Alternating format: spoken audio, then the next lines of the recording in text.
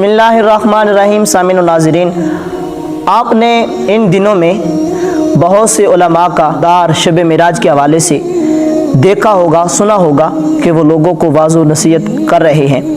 लेकिन हमारे माशरे में बहुत से उलमाए सू ऐसे मौजूद हैं जो लोगों को अच्छाई का हुक्म देते हैं लेकिन ख़ुद अमल नहीं करते।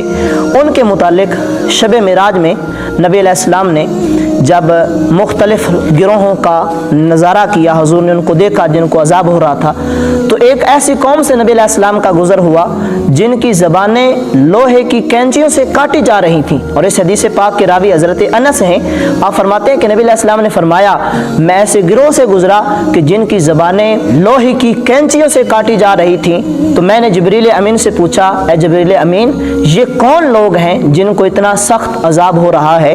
तो नबी अलैहिस्सलाम की बारगाह में हज़रत जिब्रील ने अर्ज़ की, या रसूल अल्लाह, ये वो उलमा हैं, ये वो आलिम दीन हैं जिन्होंने कुरान का इल्म हासिल किया, हदीस का इल्म हासिल किया, फ़िक़ह का इल्म हासिल किया। ये वो आलिम दीन हैं, उलमाए सू हैं जो लोगों को अच्छाई का हुक्म देते थे और ख़ुद उस पर अमल नहीं करते थे। कुरान मजीद में भी आयत मुबारका वाज़ेह है उलमाए सू के मुतालिक, जिसमें अल्लाह ताला ने इरशाद फरमाया, लिमा तक़ूलूना मा ला तफ़अलून, ऐ ईमान वालो, लिमा तक़ूलूना मा ला तफ़अलून, तुम वो लोगों को क्यों कहते हो जो तुम खुद अमल नहीं करते।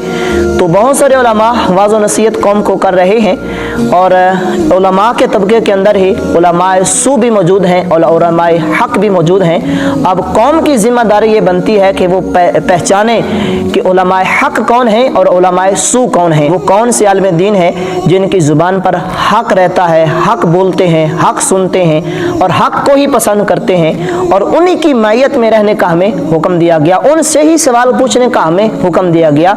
अल्लाह से दुआ है अल्लाह ताला हमें उलमाए हक की सोहबत से मुशर्रफ